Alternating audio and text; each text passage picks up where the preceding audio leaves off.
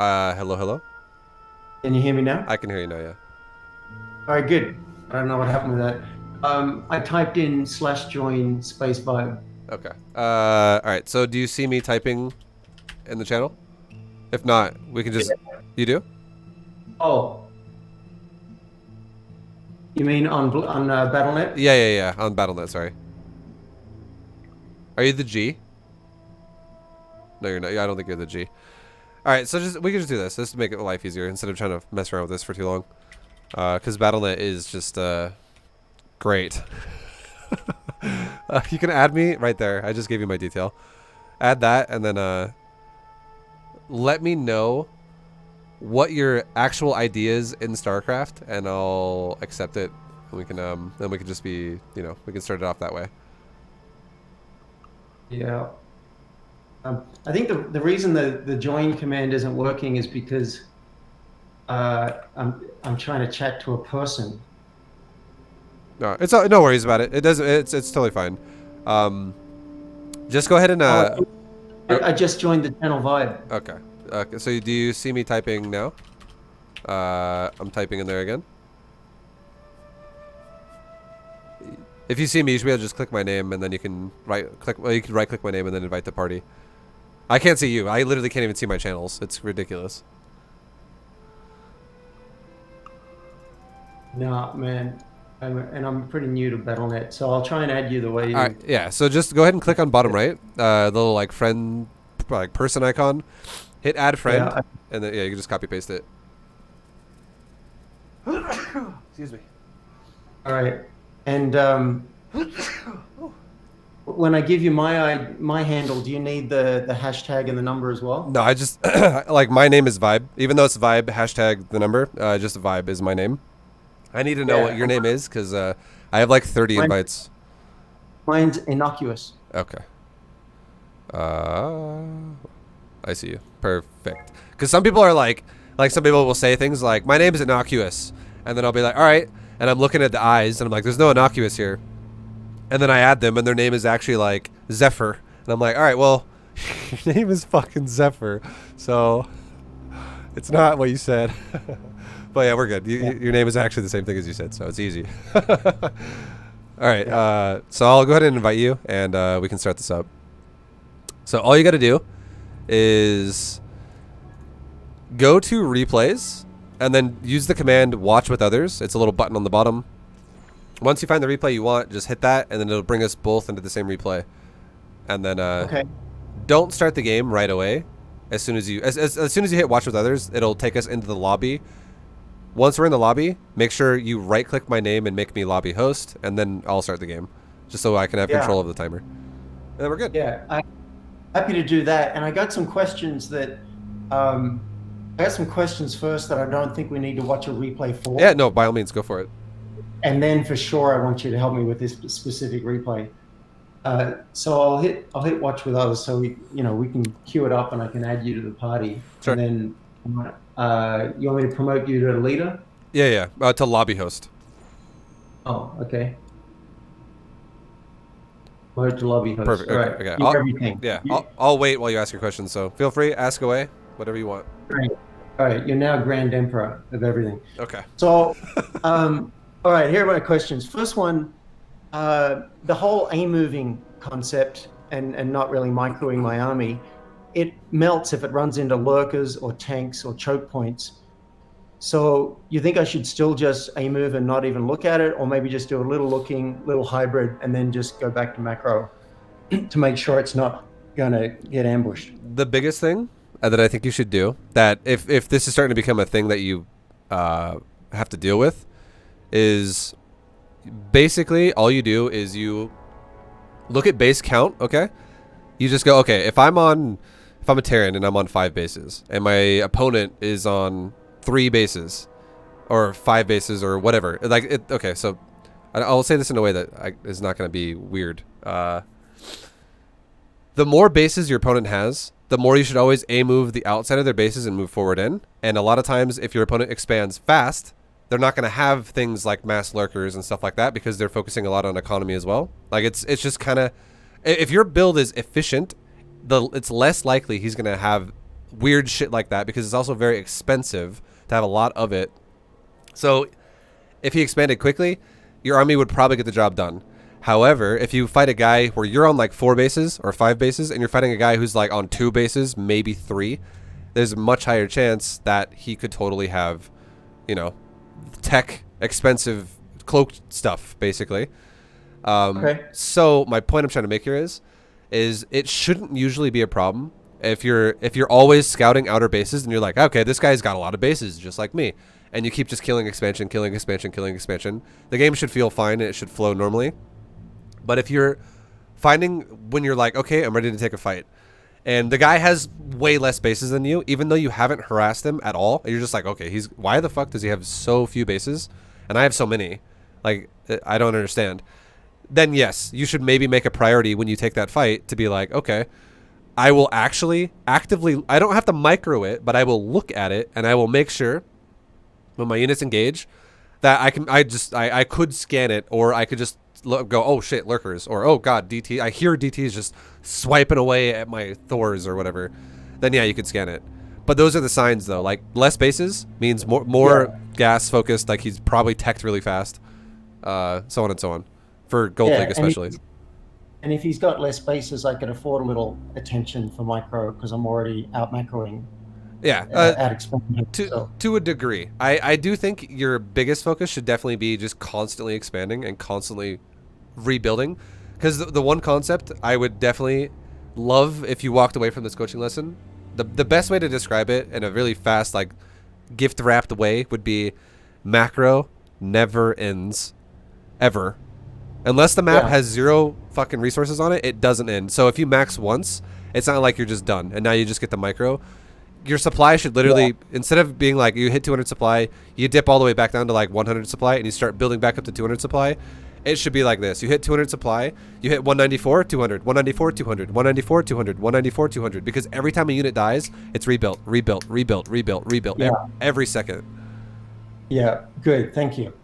All right. Next question is, I'm like high gold 2, about to go into gold 1. The Reaper's a good idea at my level? No. Okay. I don't think you need it. I would say start using Reaper and Plat. You don't need it for gold for now. Okay. What I've been doing is waiting until both of my racks are set up with the add-ons, because I just can't really scout while that's happening. But once that's happening, I got a little time that I could get into the base and I can still make stuff while I'm doing it. My biggest issue is with that is Reaper harass. You know, it's kind of a pain in the ass, but I guess I can just put some SCVs on until the tank comes out, right? Yeah. I would say you're going to be defending Reaper harass very, like, if it's not going to be 100% of your TVTs. I would say it's probably going to be a little uncommon.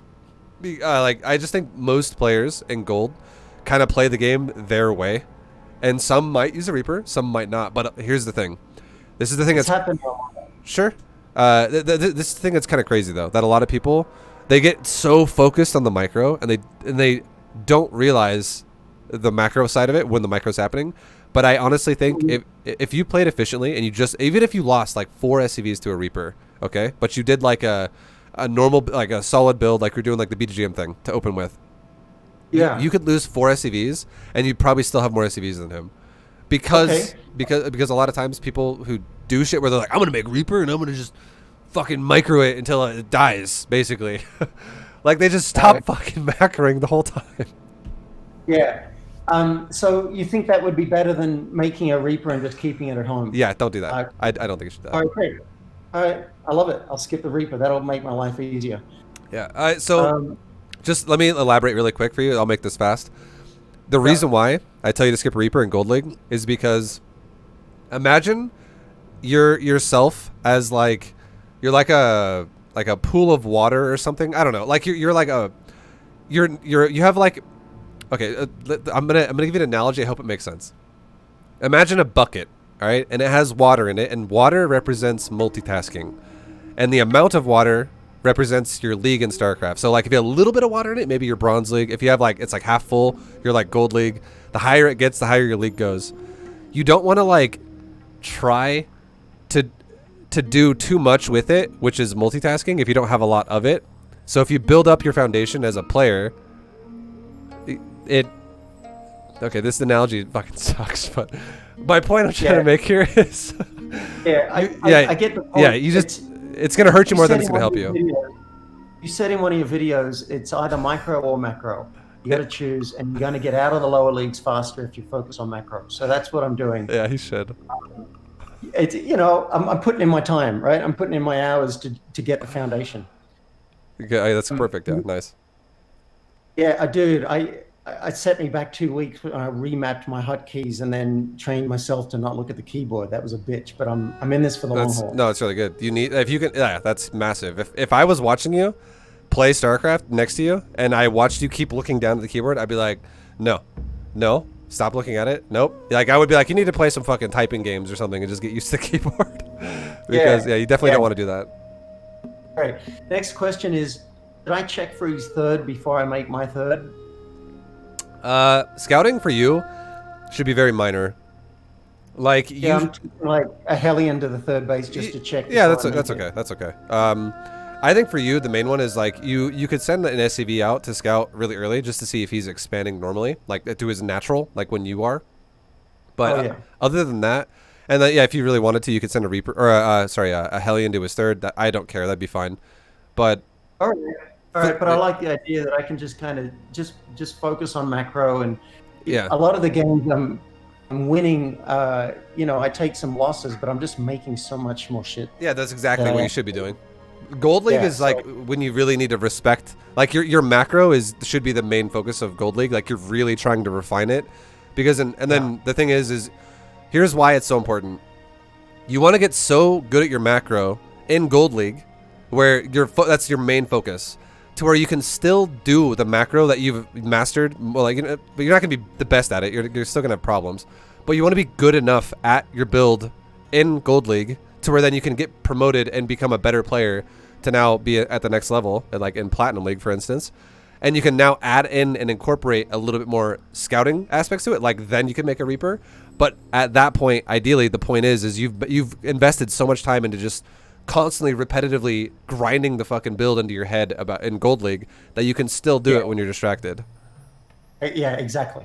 And then would I add in a little, my plan was to get to where I can consistently max out about 10 minutes 40 and then start adding in a little harass when I'm in Platinum. Does that sound right? Yeah. Yeah. All right. Cool. So with Terran, one of the biggest problems that I've been having is the damn drops in my base and sieging tanks in my base. Yeah.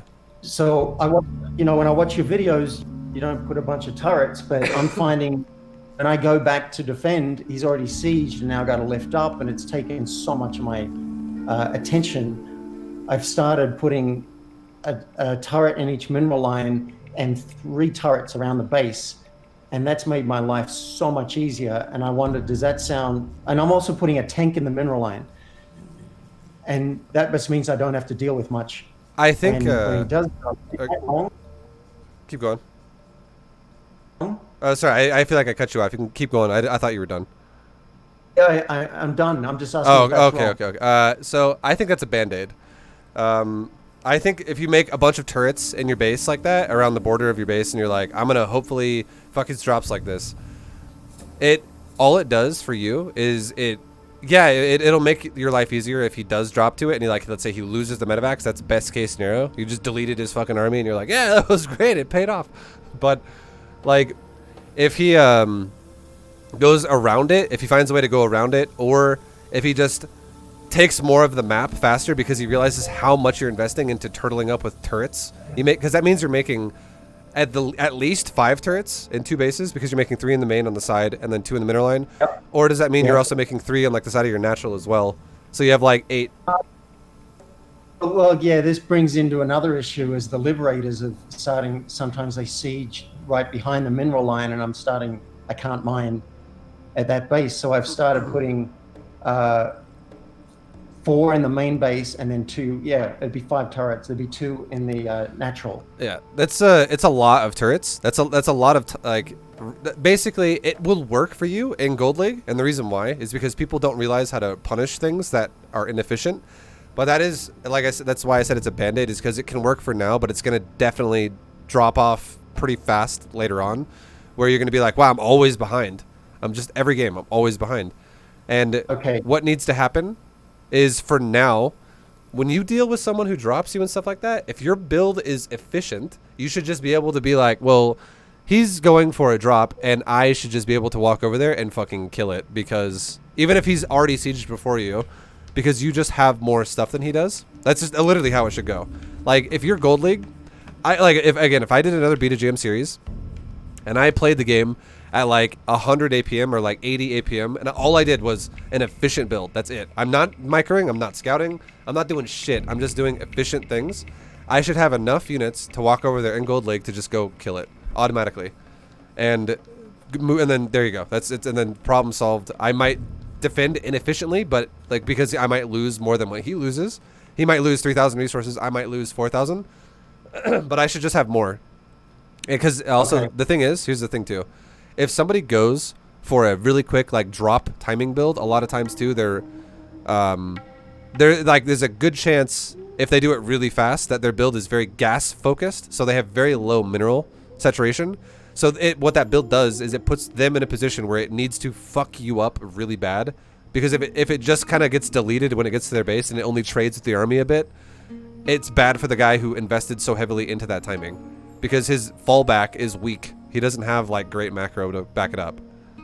Okay. All right. So I can see one possibility is that I do it for now while I'm just focused on macro, but I am going to have to get out of the habit, and I'm going to have to handle it. I'm going to have to deal with it. So let's suppose I do deal with it, and he sieged up 2 tanks in the base.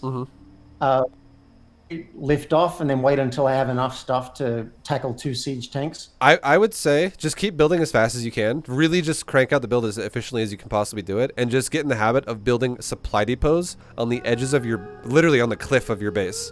Like so you have vision spots. So you're like, oh look, medevacs are coming. And if you see it on the minimap, this will also teach you minimap awareness.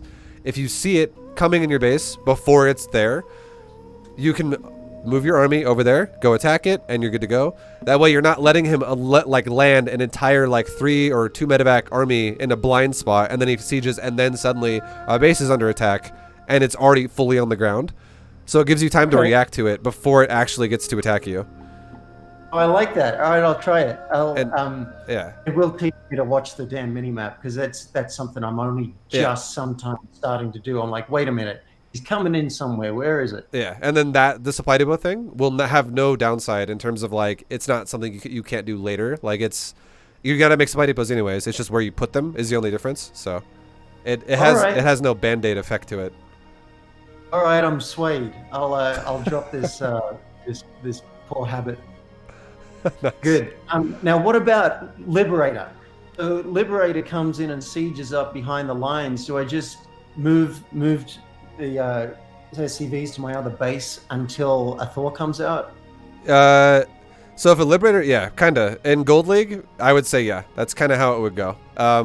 When you get to like Platinum, and you start actually scouting more, you'll be able to kind of discern things like this before they happen, like the possibilities of things like this that could happen to you. But for now in Gold League, I would say pretty much, yeah. If you see, oh, a Liberator, this guy rushed to a Liberator and he's trying to like constantly siege my mineral lines, just make a Thor as fast as you can and just turn it into high impact payload and get rid of it.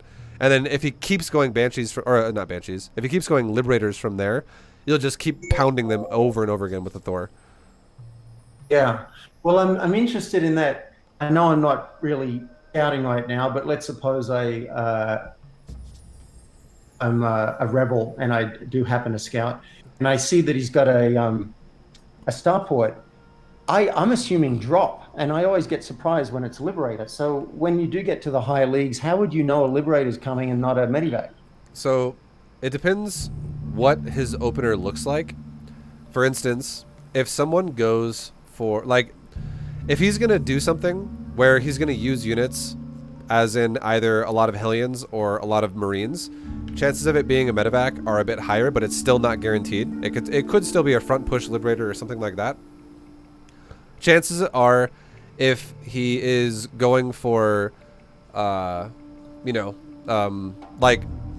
a really, really, really fast starport, and he's got a bunker in his base or something like he has something that looks defensive in front of his base. Like he's got a natural, he has some type of static D, or he has just some type of defensive army, like a tank is sieged there already, or some shit like that. Chances of it being a Liberator are higher, I would say, if there's no add-on. And also that's another thing too, is if there's no add-on on the starport at all, it is either going to be a Viking, a medevac, or a Liberator. If there is an add-on, it will always be a Banshee, unless you see a Fusion Core, then it will or I guess it could be a Raven. There's a lot of choices here, but yeah. It's either going to be a Banshee or a Raven if there's a Tech Lab, always, but if you see a Fusion Core, it's guaranteed going to be a Battlecruiser. But anyways, yeah, like the more defensive he is looking, like postured-wise, if he's like expanded, he's looking defensive, a lot of times it will be a Liberator. But if he's looking like he wants to be aggressive because he's actually invested in more production with either Hellions or Marines or something like that, chances are it's going to be a medevac. All right, so that I do see how that's probably a bit above my pay grade. So I'll just assume, I'll probably assume drop, and if it's a Liberator, I'll get a Thor out as quick as I can and just yeah. A way you could react to it is if you do actually go for a Reaper. This is probably the easiest way you could read it and go, okay, yeah, this makes sense. You could run into his base with a Reaper, and then if you see a really fast double gas opener from your opponent, and you're like, okay, he's gone double gas before he's even gone into, what's it called? Natural. Like, no, he's made double gas before a command center. What you could do as a response to that is you could start an armory about the same time as you start your first tank, and then you could make 2 tanks into a Thor right away, instead of going 4 tanks into a Thor. And that would be a great way to counter people who go for fast starports. For at that level. Because a double gas could mean Liberators? A double gas could mean all forms of harassment, all forms of pressure, and if you go Thor tank, even just 1 Thor and then 2 tanks, the tanks would help zone out the ground units pretty well, and the Thor would definitely punish any type of air harass. The only build you would be vulnerable to getting fucked by would be a Terran player who micros Viking tank, and he uses Vikings for vision, and he just tank sieges you. But I don't think a single person does that in Gold League. Or it's that is high level Terran right there, because you have to know ranges of units and you have to understand vision range as well and not overcommit. But yeah, and if we're talking gold and plat, no, very low chances of someone doing that. Very low. Well, if it's double gas, I'll get an early Thor. That's good. Yeah, easy. That'll help a lot. All right. Thank you. Let's see. Maybe I think those are the main questions I had about Terran and how to handle the losses I've been getting there. Nice. So we could, that's really good. That gives me a lot to go on. We could switch to Protoss now, if that works for you. Are you playing as Protoss, or are you playing against Protoss? No. God no. I only play Terran. Okay. TvP. Yeah, sure. That sounds good. All right. Okay, great. So I got 2 main questions. One is they tend to like to make Immortals, since I'm going Hellbat Thor. Yeah. And I've lost to a ton of Immortals. So should I make just more Hellbats with Blue Flame, or do I have to go Ghosts, which I've started to learn how to do, but it's just hard. I got a micro though. Yeah. Ghosts are very difficult, honestly. I would recommend you use Ghost in Masters. If maybe start using them in Diamond League, but it literally probably I would say you don't really need them until Masters League. I know they're very good, but it's the same thing again. I would if I was teaching 2 gold players how to play against Protoss, and I told one guy, all right, dude, just macro and just keep pumping out units as fast as you can. And then I told the other gold player, all right, so I'm going to need you to fucking pay attention to the micro here. I need you to watch where his army goes, and I need you to hit those EMPs every time. Do not miss those opportunities, because if you do, you're wasting your ghost, and you need to hit them because your army is going to be smaller, because you're focusing more of your attention on things that are timing required. That's just how it would be. The guy who's trying to go ghost would be way more stressed out, and he would fuck up way more often because it's so much more potential to fail. Yeah, man, it's fucking hard. Yeah. So the ghost is a very high skill cap unit, because it requires so many aspects of StarCraft of micro. Micro in itself is just one word, but there's so many aspects of it. For instance, micro could be understanding how to move your unit, understanding the timing of when to use the unit, understanding what to look for when you use the unit, understanding like the capability of the unit versus what you're against. Like, you have to like understand like what is the right thing to do at the right time all the time, and windows of time when you do things go up, like they open and close very fast based on how your opponent moves his army. So even more. There's more than that. I got to put a tech lab on the barracks. I got to make a ghost academy. I got to keep them separate from my army so that they follow the army. Yep. It's not, all right. I'm going to drop it. But what about putting in a couple of extra reactors and making more hellbats? Yeah, that's fine. I would say that's totally fine. If you want to go, you could. Thors just don't do well against immortals. Okay. So if you have a Thor getting shot by an immortal, yeah, they get fucked. But Thors beat the shit out of everything in the game. Like if Thors have uptime of DPS, they will crush immortals just like immortals will crush Thors. They both kill it. The only difference is immortals are tinier, so they concave out better. So you could have like 4 Thors fighting like 7 immortals or 8 immortals. They both fuck each other super hard though. Like they beat the crap out of each other. This is great news, because I just lost one game where he had so many immortals, and so I thought I have to change. But if I can just make more stuff, that's good advice. Yeah, like the only thing about immortals that you got to be careful about is if your army gets caught in like a choke point, because that's definitely going to benefit the immortal over the Thor. If your Thors are like, like let's say you 3 are in the doorway or in the choke point, and then like you have 7 walking in circles behind that, being like, well, we can't really move in, we're too fat, we're huge, we got to wait till someone dies to take our turn. Like that'll suck. Yeah. No, I'll keep an eye on that. Yeah. All right, good. So the next thing that's been killing me a lot, I lose so many games, is mass carriers. It's driving me nuts, and I've got a replay loaded up here. Okay. That I think I had better upgrades, and I still lost. Sure. And so we can watch it. I'm wondering, should they be on explosive versus high impact? So I'll say this: if you put them on explosive payload, 2 things need to happen. And I would say this: every pro player or like lots of high level Terrans would be like, "Fuck yeah, explosive! Are you kidding me?" Don't listen to that garbage, okay? They don't know how to teach somebody. They don't know what the fuck they're talking about, and this is why.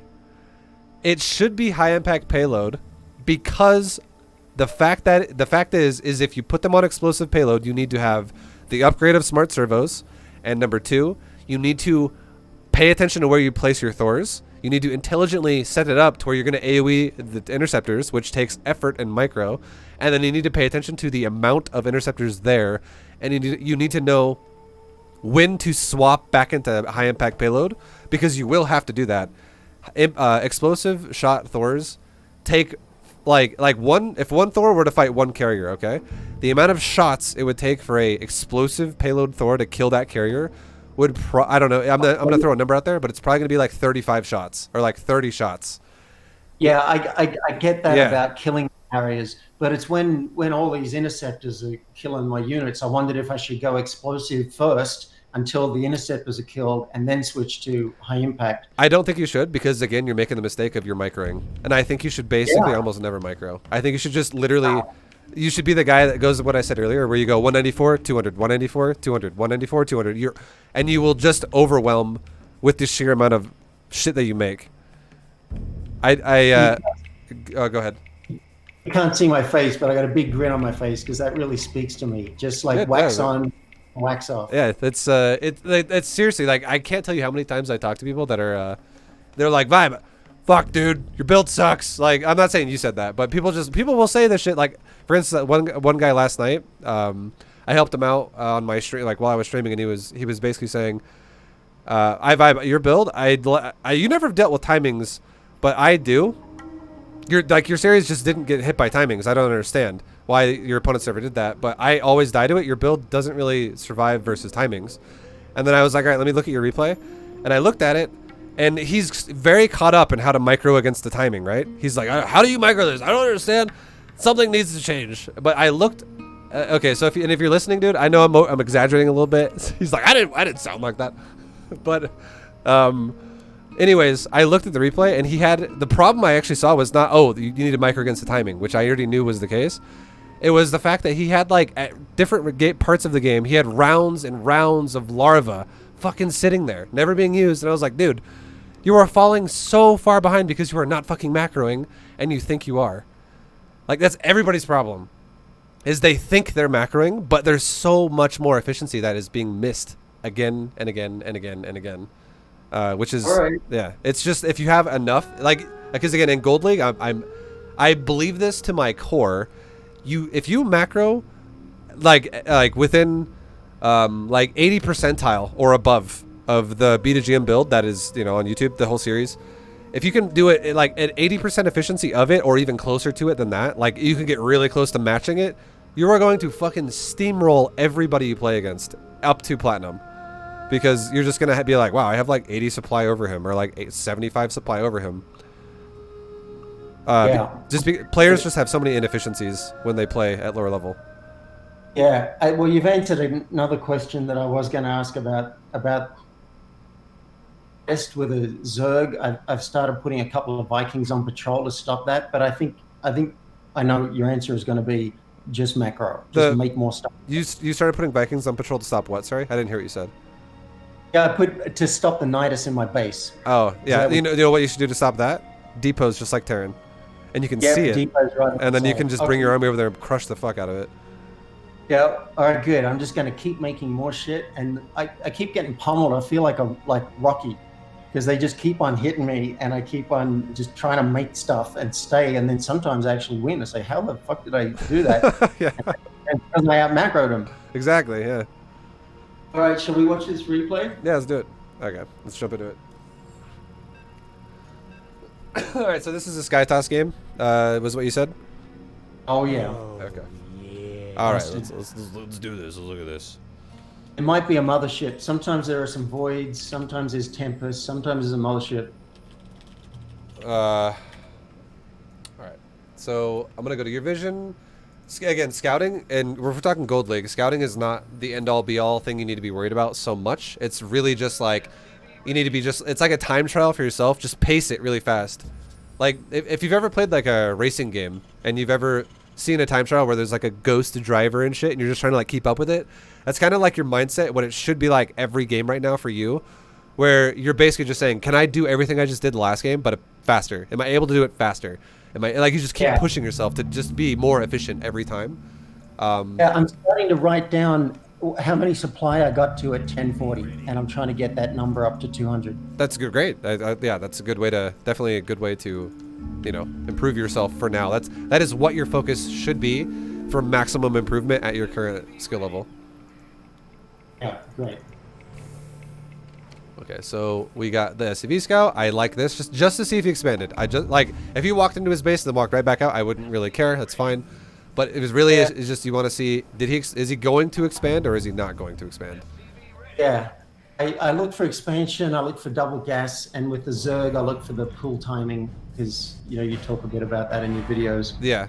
To see if he's going to be aggressive or not. Yeah, like really fast lings or not. Yeah, that doesn't take much of my risk. Yeah, that's no, exactly right. It's because that kind of scouting is happening when all you have to do is hit 1S. Like you're just making SCV and you wait for 12 seconds. SCV, it's very, very simple at this stage. And then like spending like 10 seconds to go through his base is, as long as you're making that SCV, you're fine. So yeah, I totally agree with. You can walk into his base, walk out like this. What I would like you to do though, at this stage, like I'm gonna if I was playing this game, okay, this is what I would say. Literally, I would be like, wow, this guy has made 2 gases already. And he's also made 3 pylons and a gateway, and he doesn't have a natural yet. I would want to stick around just for a little bit longer to make sure he is going to expand. But already this Protoss' build is so fucking inefficient, because what you want to be doing is you want to be going for pylon, gate, gas, nexus, gas, pylon, and then you like basically he has 2 pylons more than he needs right now. He needs to make a fucking nexus, and the fact that he's not is delaying his nexus for so long. So, like, automatically, just by seeing that alone, I would love it if your SCV just kind of chills for a little bit longer. It looks like it's going to. You're scouting towards his 3rd and you're coming back, which I think is great. And I love the fact that I think it's great that you also just shift commanded it, and now you can just be like, oh, forget about the SCV, fuck it. It's fine. Yeah, I do that every time. I go for the 3rd, I come back, just in case it's a late expansion, because I need that. No, it's good. Like this is great because again, you're not distracting yourself. Like you're like, if you're not gonna just sit there staring at your SV being like, yeah, come on, build that expansion. You're like gonna be like, you know what? I'm gonna just drill this fucking probe with my SCV because why not? Like it's and then you're what you go back to your base and you say, oh, I have 625 minerals. I guess I might as well expand now. Like shit like that won't happen to you. Like you should be like if you do things like this where you do your shift command with move and you go back to your base, now suddenly the second you hit 400 minerals, you throw it on your command center because you're actively trying to maximize that. So this is great. This is good. And then yep, and there you go. There's your natural. And you can see he still hasn't expanded, and now he's building a gate and a core. So this guy is like, again, we're not worried about scouting. I don't really care that much that you're not scouting into the main and thoroughly assessing what is happening and when it's happening. This does look aggressive though. I'm gonna just throw that out there right now. This every second that goes by, this dude is starting to look more and more aggressive. So if you're SCV by now, if you go, okay, I've started my natural and he still hasn't started his, and he's not Terran, so he can't just like start it in his main and lift it off, you know. This is very obvious that he's not expanding yet. There's one simple way you fix this, and it's not changing your build, it's just how you place your buildings. All you have to do, again, and I don't like this Reaper either, all you have to do is build, like you just, again, you go back to your production and you make sure you maximize it. You make sure you're not, like you need that factory as fast as you can get now. Because again, we're going for the B2GM build, right? So you like making the Reaper is not going to help you against like a Stalker or an Adept. It will help you against a Zealot, but like, again, if you did fight a Zealot with a Reaper, the amount of micro that would take for you is going to be like the next 25 seconds of you just kiting, shoot, move, shoot, move, shoot, move. And it's going to be annoying as fuck for you if you're also trying not to mess the build up. So if you made it, all you have to do to fix this is go, okay, well, he still hasn't expanded. So how about I just wall my main off with a second depot just in case he attacks me. And then you're still going into your factory, you're still going into your tank. And if your opponent does not take an expansion, your first tank can be placed on the cliff in your main overlooking your natural. That way it's safe behind a wall and it prevents little poking pressures from fucking you over. And if you don't see a natural as well and you're worried about, like some people say this kind of stuff too, where they're worried about, you know, like what if he goes Oracle's vibe? What if he does some air units, a void ray? You could just do the same thing we talked about with this thing a second ago against Liberators. You could just go for the same time you take your first tank, your next 100 gas could go into an armory. And while you're building your armory, you could build a second tank and then go right into a Thor. You could literally do 2 tank Thor and then go back into tank after you have the 1 Thor just to keep you safe from all different kinds of weird ass air harasses. And then make up to 4 tanks and then go back into Hellbat Thor all game. Yeah. Good. But what's happening to you right now is like your build is starting to get awkward because again your factory production is now going to be super delayed. Well, you know, I want to ask you about that because I noticed before I was doing the Reaper, I had to wait until the factory finished anyway. Oh, I see. I'd get to start the factory earlier. Yeah. But this timing, when I make the Reaper, I make the factory, then I make the add-on, and it seems like the factory plus the add-on is actually ready at the same time. Is that wrong? I will 100% tell you that like if you're like, so okay, if you go for a Reaper and you want to scout, like if we're higher level Terran, making the Reaper is the correct thing to do. And it does have good timings for things placed together. But I will tell you right now, if you're mining off of 1 gas, which is going to happen every time, I will never tell you to go 2 gas before you expand with this opener because it's not really macro focused. But with the way you do it, where you go 1 gas and you mine up to 100 gas and you build your factory, you will never get mech units as fast as you would if you do or don't build the Reaper. The Reaper is going to slow it down so much because look at your gas right now, okay? Look in the top left where it says 179. Or sorry, I have the income tab open. If you hit I on the keyboard, you'll see what I'm seeing right now. and it says you have 179 gas, and that's representative of what you're mining per minute. And so you're spending 50 of that on a what's it called? On a Reaper, which is representative of maybe what, like 13 seconds. And 13 seconds is actually a very long time if you think about, you know, what you could do with 13 seconds in a game of StarCraft, especially in the early stages of the game. So if your factory, imagine if your factory was 13 seconds faster, it would be at 30 seconds out of 43, and it would be nearing complete. Like it would be like 75% of the way done. Basically, it would be almost done, and you like a tech lab is not gonna. You could totally build a tech lab on a barracks, and you could afford it, and you could have the tech lab done before the factory's done, guaranteed. And you could also start the. Another thing you could do too, if you know, if this is becoming a problem for you, I can't remember exactly how I set my second gas up in B2GM. Honestly, I literally always went for efficiency. But what you could do if you're like always finding yourself struggling to be like, well, fuck, I never have enough gas to start my tank though, when my factory's on it, you could actually start your second gas right around the same time that you start your factory. Yeah, I do. I do the factory and then I do the gas. Okay, so yeah, then with that, guaranteed you'll have enough gas for the tank and you're good to go. All right, good. Yep. So Reaper's skipped, for sure. You want to fast forward a bit, or you think there might be? No, there's definitely going to be a lot of things. Like, so here's the thing about StarCraft: the early game sets the pace for late game. So looking at late game problems is irrelevant if you fix early game. Okay. That's why I really every replay I always break down early game, because there's always so many problems. Like this Reaper is already fucking you so badly. For real. It's already so. It's just messing your build up so bad. Okay, good. Thank you. And then so now here's the next thing too. If you see a Terran, or not Terran, your opponent does not go for an expansion, your first two depots can go the way they did right here, where you're like, all right, cool, we have depot 1 and 2 on my ramp. I have it walled. That way, if he goes for some type of weird pressure, he at least has to break down a wall first to really get to the tank. And now every depot after this can be built in front of your natural, so you can have a secondary wall. So your first tank, or maybe even your first two tanks can be on the high ground, and your next two tanks can be on the low ground behind the second wall, and you're good to go.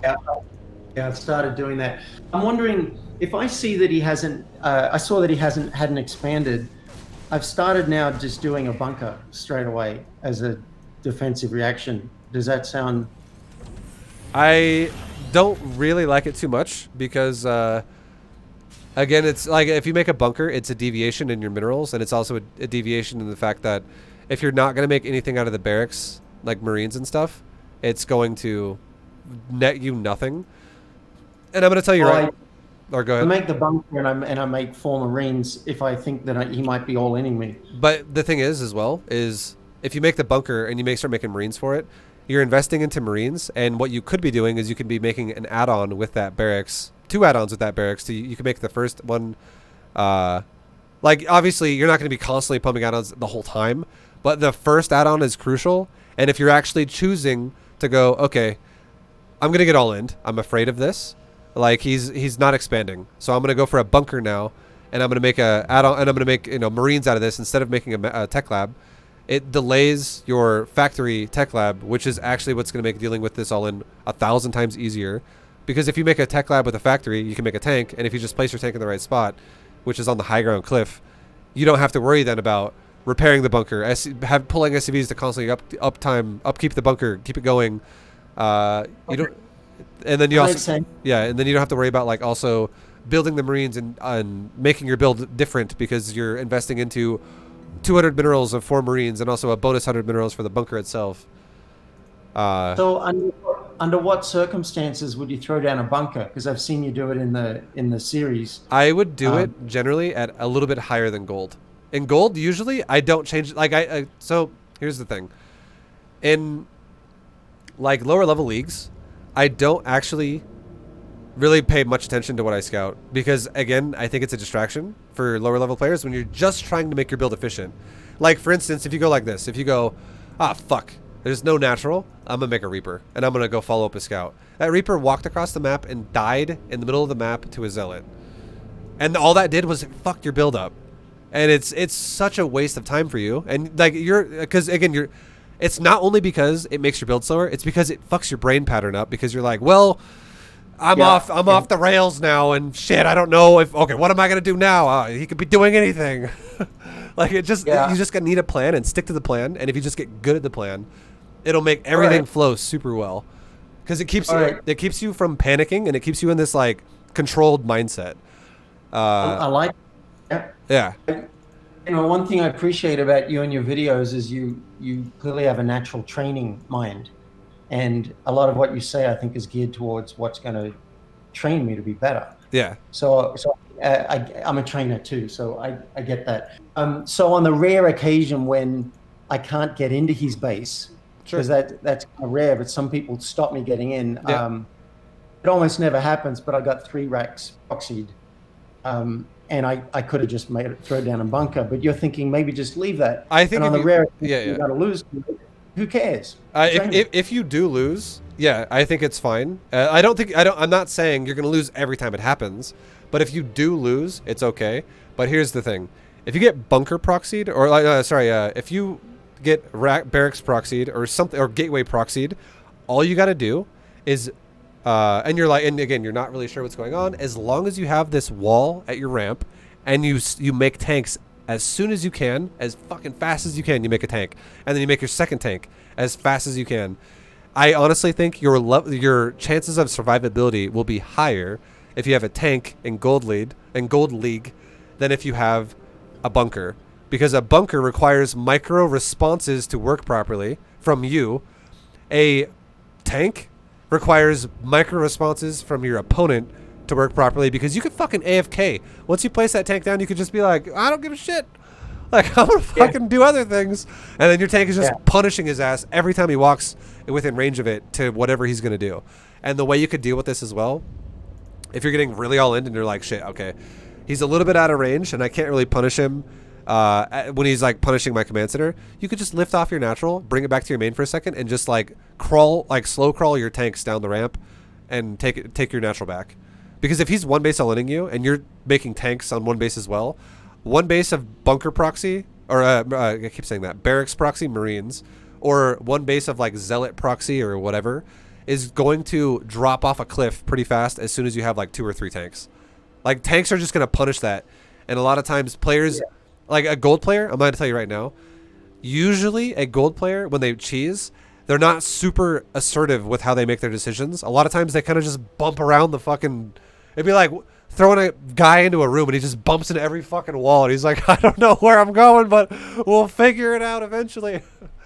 Right. And I'm not worried if I lose to the occasional cheese. I'm focused on the prize. Yeah, for sure.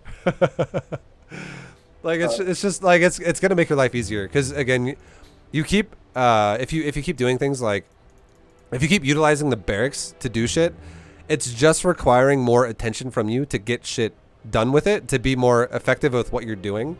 And if you just prioritize the tank, it's easier to have more of your attention focused into not messing your build up at all, because it's self-sufficient.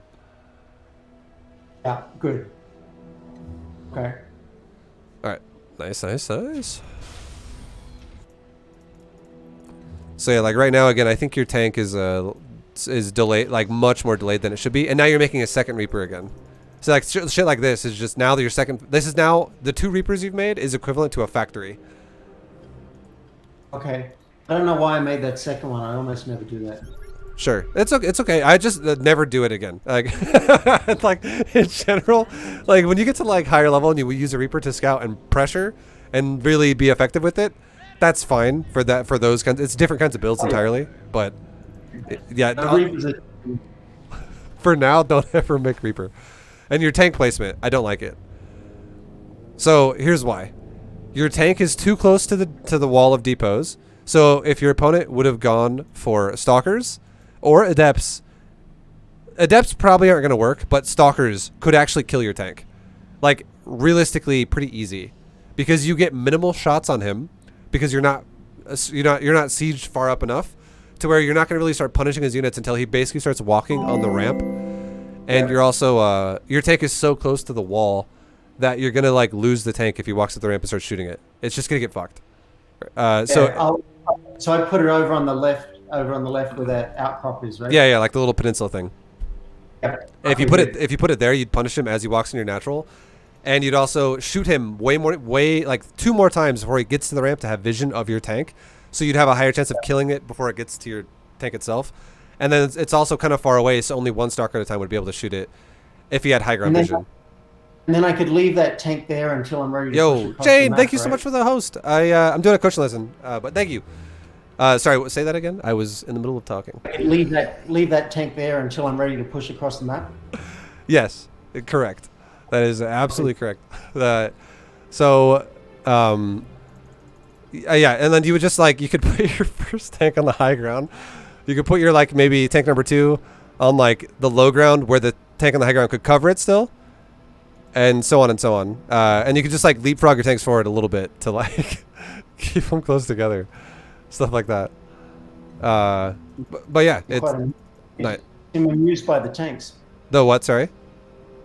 Are you amused by the tanks, or is it something? It's my chat. I got hosted, and I'm trying to like talk to 2 people at the same time, but it just made me laugh. Hey, while we're on that topic of tanks, I've seen you sometimes siege up a few of your tanks, and I've always been wondering, do I siege them or do I keep them mobile so that I can move them at an attack when I get harassed?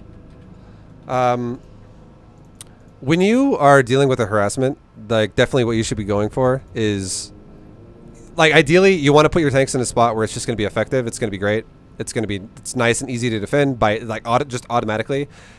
When a player is going to do something like multi-prong you, like in your base, let's say like high ground drop you or something, it's going to be later than you think. Okay, a lot of players think it happens really fast, but it really doesn't.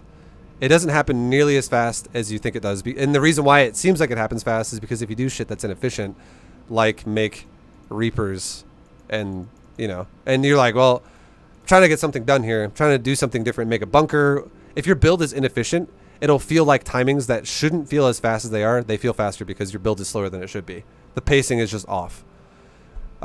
So again, ideally, you would have enough just to kind of just AFK and be like, select all army, A move over there, we'll deal with it, and you're fine. But if you don't have enough, and this guy like one base just went for a robo and prism rushed you as quick as he could with like 3 gates or 4 gates, and he's like, I'm getting the fastest prism you could possibly get, then you could unsiege your tanks and move them and then replace wherever you are. But keep in mind, if then your opponent starts attacking the front of your base, it's annoying because now you got to start multi-prong defending, and it's just it's frustrating. You're like, because now you have way more micro requirements here that it's going to slow down your macro, and it's going to definitely detract from that. So the goal is don't fuck your build up, and it shouldn't even be a problem for now, because if you're I'm gonna just say this right now, if your multitasking is not up to par to keep your build flowing properly while doing multitasking, the same exact thing can be said about your opponent. And if he puts himself in a situation where he has to multitask, where he's like, I'm gonna micro my fucking zealots in your base, he is going to macro like absolute crap. So if your build's efficient, it'll feel just like a joke to defend it. It 100% will feel like that. Yeah. So I'm not clear on the answer. Do I siege the tanks on the low ground and like spread them out, or do I keep them with a mobile army that I could move if he does? Oh wait, sorry. You said I thought you were talking about if you get attacked. You're talking about when you attack. No, I'm talking about my setup. Siege my tanks for defense, or should I keep my tanks unsieged so I can move? Oh no, you 100% keep them sieged for defense. If you're defending, you never leave them unsieged. Oh, okay. I didn't know that. I've been keeping a couple siege, but some mobile, so I can just move to wherever he's attacking me. Like, say he comes in at my 3rd, I want to be able to move my army without having to do anything. This is best. I can give you a round of tank placement. This is how it should go always. First tank, high ground. Second tank, low ground, within range of high ground, still behind a depot wall. Third tank, low ground again. Fourth tank. Hang on a sec. I want to write this down. This is awesome. Okay. Oh, first one is high ground. What was the second one? First tank, high ground. Second tank, low ground. Make sure you're within range of each tank, though. Each tank can cover each tank. You're not like sieging way the fuck by itself. All right. Third tank, like basically tanks 2, 3, and 4, all low ground, okay? Only first tank, high ground. And then when you take your third base, unsiege 2 of your tanks in your natural. So you now still have 1 tank high ground, 1 tank low ground, in the covering the natural basically. And you take your other 2 tanks, and you send them to your third base, and you siege them in 2 different spots within range of each other at your third, behind kind of the command center or like next to it. Like, don't put them way in front. Put them like in a coverable position, and then and that's literally it for tank siege. So they're covering each other around the third base. Yeah, you always make sure they cover each other, because if you don't, and you have a tank isolated, you can't really punish a lot of things that could attack you. Like, your 1 tank will fight, it will die, and then your opponent will push forward, and then another tank will then fight, and then it will die. But if you have tanks covering each other, while he spends time killing 1 tank, your other tank shoots him like 3 times, which is way more effective. That's awesome. And then if he does drop in my base and I need the tanks, maybe leave 1 covering the front, and then might have to unsiege a couple. If you have Thor Hellbat, you don't have to worry about unsieging at all. You could just literally A-move it and call it a day. But if he drops, again, this comes down to efficiency, and this shouldn't be a problem. But if it is, usually it means your build's probably inefficient. Like, you're just not doing it as well as you should be, like this game. But if you ever find yourself in a situation where you're like, fuck, dude, I need to unsiege my tanks because he's just killing my SCVs, then yes, just unsiege your tanks and move forward and go deal with it. But literally, think to yourself, though, that if that happens, the only way that could ever happen is if your opponent honestly did something like Proxy or Robo right next to your base, and he just immediately made a fucking warp prism out of it, and then he chrono boosted all of his chrono energy into warp gate, and then he just warped in the fastest zealots he could into your base. That's like the only way that would ever honestly be a problem. And if he's not doing that and he's playing somewhat standard, it just means that your build has inefficiencies that you need to figure out why, like making 2 Reapers. Well, if I've got 4 tanks and I'm working on my Thor, he could definitely be dropping me well before then, right? And when I've only got some Hellbats. If he's like 1 base. If he's like 1 basing you. Because again, you have to realize too that you can get out your tanks really fast if you prioritize your factory right off the bat. All right. I love it. That solves a lot of problems. Because like you could have like 2 tanks by the time he has like 3 stalkers. You know what I mean? Like it's actually crazy how fast you can build tanks if you just make it a priority. Great. I'm going to work on it. Hey, mate, I want to check on the time with you because I think we're coming up to time, and I want you to see the where my whole army died. All right, we're going to make this a 4-hour coaching lesson. I'm just kidding. We're gonna progress. I'll start going a little bit faster.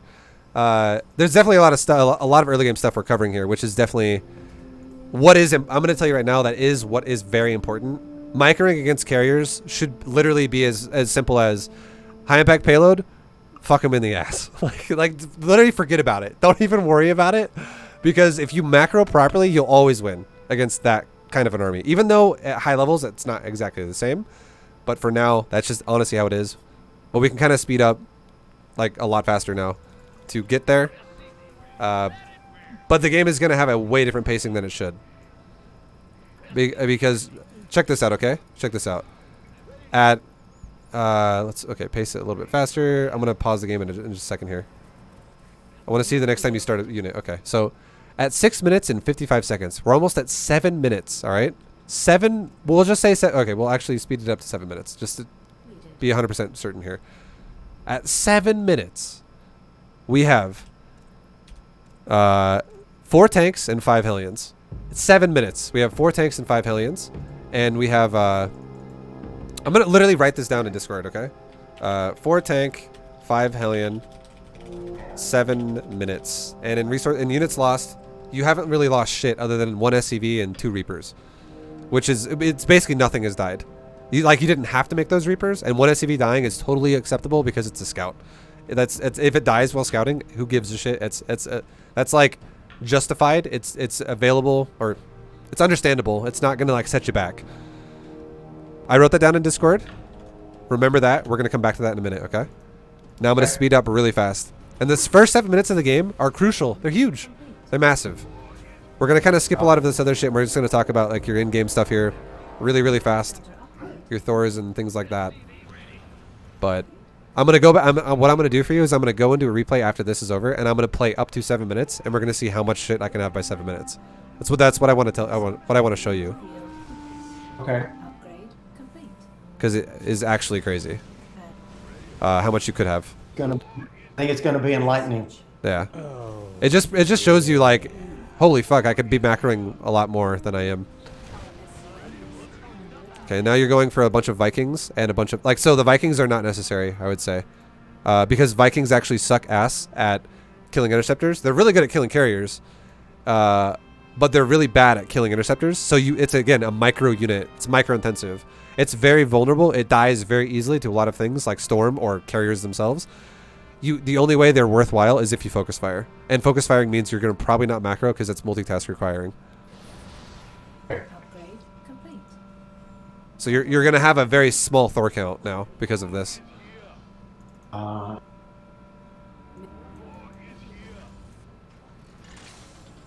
About ground units, one guy yesterday sent his ground units into my base, just killed them. So I think so he could have more air units. Yeah.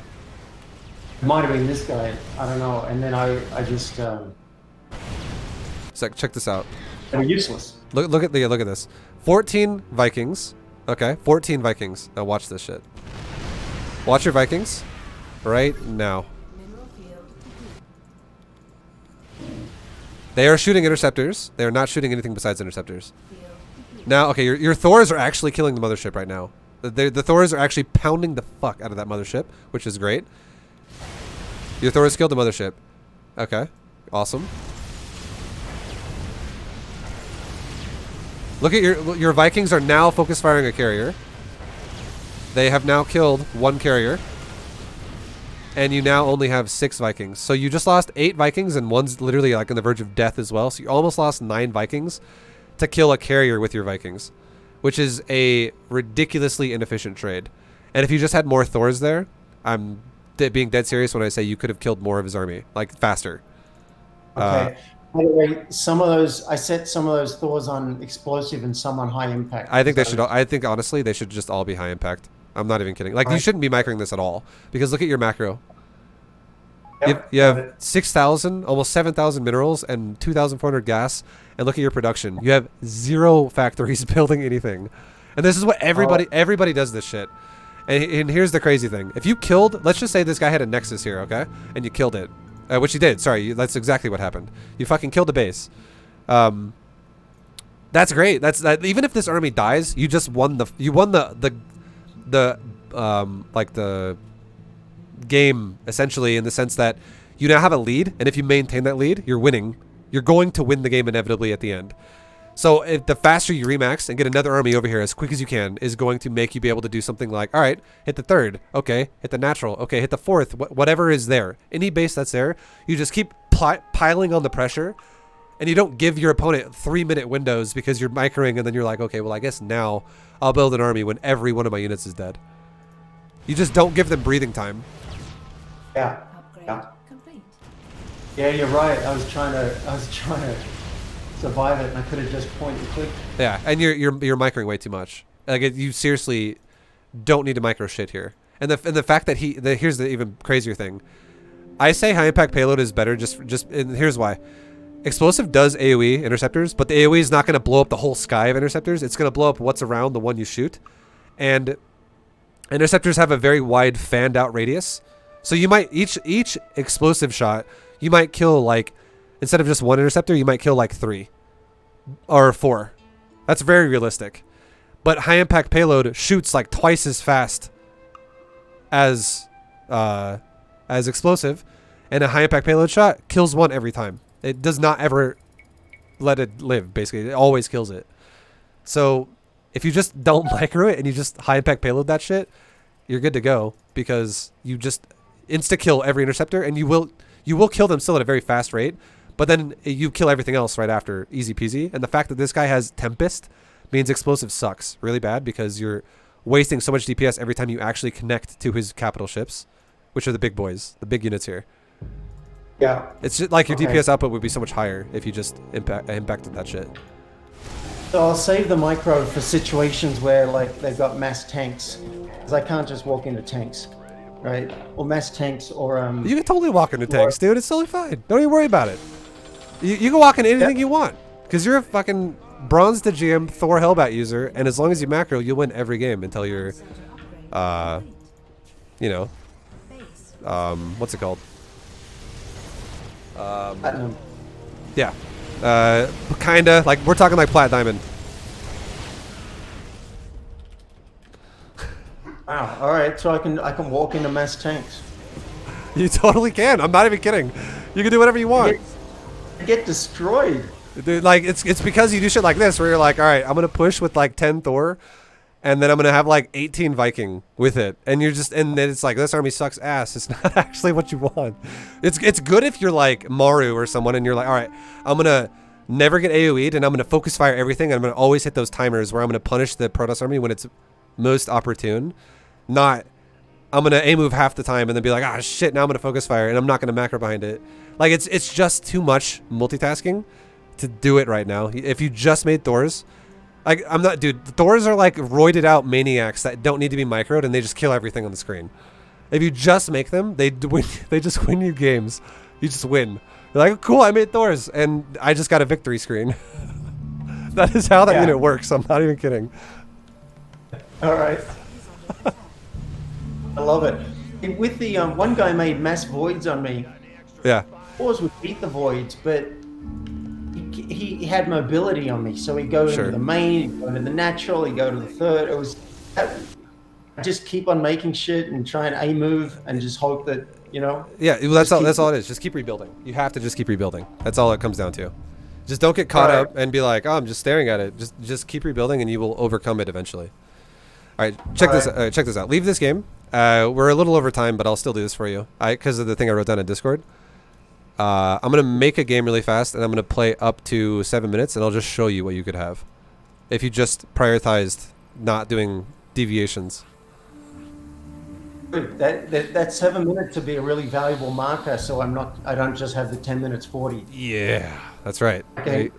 In fact, I might just keep on playing the AI and make sure I can hit the 7 minute target.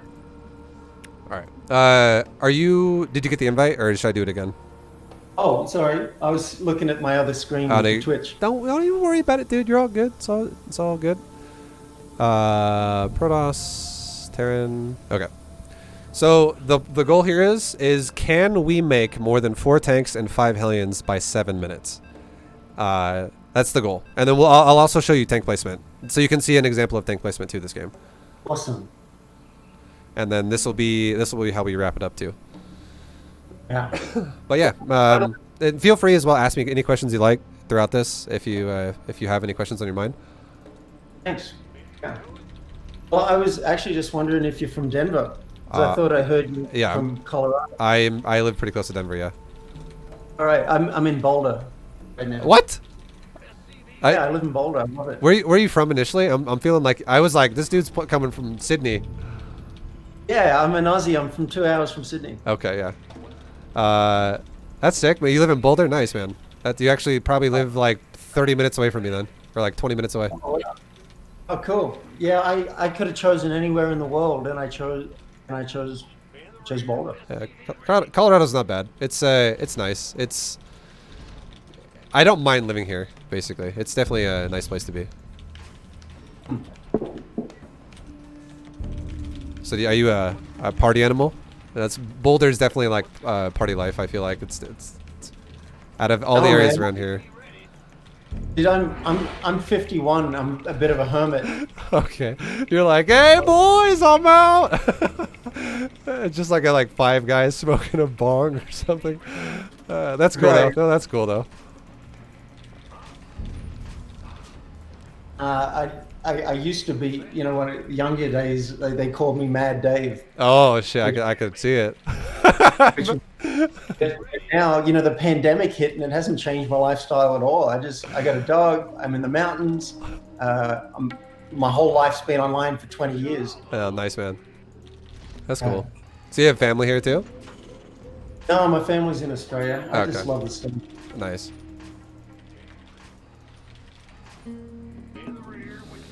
All right. Well, so we already got the factory going down right now. I guess I can scout. We didn't do that, but I'll send one out right now just because, you know, that's what we should have done. So you understand the scouting thing. Like you want to scout maybe around the same time, like right after your barracks is done or right as it's like maybe almost done, send an SCV out to go scout him. We're talking like SCV number like 17. You'd want to go scout?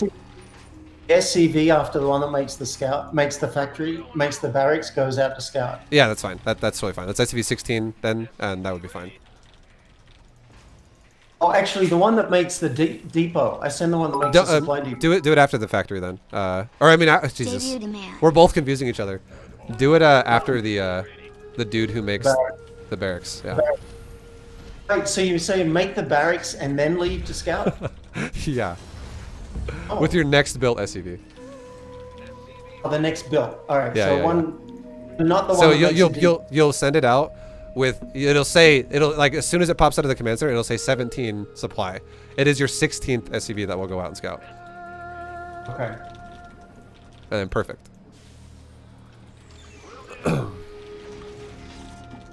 Doesn't that work out like exactly the same if I send the one that makes the depot versus the one that? No, it's a little earlier. It's faster.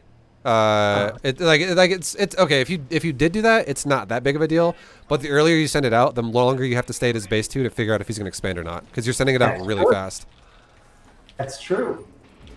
Right. That's why I have to send him to the 3rd and come back to the natural. Yeah. Ah. You're watching your factory, right? You're watching for when it's close to done so that you can do the next one. What I'm doing is I'm going 4-5, 4-5, 4-5, 4-5, and I'm looking at my white dots and making sure they're always full, like which is production cycles. Oh, so you just hit it without even looking, just see if I can get another tank. I'm not actually like staring at the factory itself. I'm looking at the production in the bottom middle of the screen, which is it shows me white dots of cycles, and making sure I can just maximize.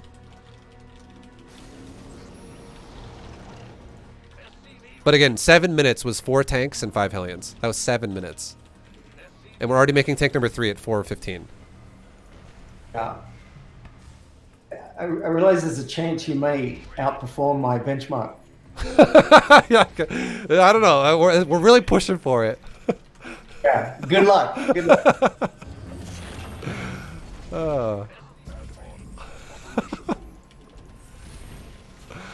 Okay, and now we have Hellions being made. So this is kind of how you want to set your tanks up. Just like space them out, but always have them in range to cover each other. So they can't get AoE'd, but at the same time, they can't get isolated and killed. And you'll be like so better off. Do you ever have to choose between making a reactor or making a tank, like when you're low on gas, or is that because I created my problem with the Reaper? It's Reaper is going to set you back so hard. But I usually always make sure the barracks or the factory is prioritized, and then I would make a reactor after if I had to make that choice. But you would make, like if you had to choose between making your second tank, making your first tank, and making a factory, you'd go tank, right? Get the tank out. If I made, I always prioritize current production, and then I do future production after. So no matter what, Okay. it always does current production first. Because you don't want to be building buildings and having no production at all. Okay. And notice how I'm putting my depots on the sides of my base and stuff? That's what you should start doing too. Ah. And I did it in my natural as well. So I can see prisms, I can see oracles, I can see all this different kind of crap that could hit me. Nidus. Yeah, exactly. And now we can start going into like another, and see like he's doing a timing. I don't give a shit. You're like, cool, I got tanks. And one of them might even die. And one is totally gonna die. But the tanks are able to cover each other. So two tanks just died. Which is okay. I mean, But now, what if he dropped in your base? You just look at my use the Hellions. Hellion. Yeah, exactly. Yep. I have so many yeah, units. That's why you kept the Hellions in your main base? I'm just producing, yeah. I'm just literally producing, and I don't move the tanks because they're siege, but I'm just producing. And to be honest, the Hellions should have been at the door. They should have actually been at the wall. But even though I fucked that up and I didn't pay attention, I crushed that fight. Easy peasy. But the Hellions should have helped there. They should have. Right. Why did you make that orbital in your base instead of sending it out? You should always do that too. You always do that. Why is that? Don't build out your third because it makes it harder to defend it, and you have to make your tanks isolated faster Because like right now I should be, now that I take my third, I should be moving my tanks to my third and stuff like that, like this. Like maybe rotate my tanks around. Like if I had 4, I could do it properly. I guess I'll make Hellbats and show you what it would look like. Like imagine Hellbats are tanks, okay? So, because they died. Like a tank should be like there, a tank should be like here, and look at my natural, a tank could be like right back here in the middle. So I have tanks covering everywhere. And then my Thors and Hellbats could be like going to my third too to cover that. And so on and so on. You're right. It's been hard for me to hold that third sometimes. Yeah. Anyways, at 7 minutes this game for us, dude, we had like we have 2 Thor. We would have had 4 tank. We could have actually had another Thor, but I made a tank again. And we had like 10 Hellions or like 12 Hellions.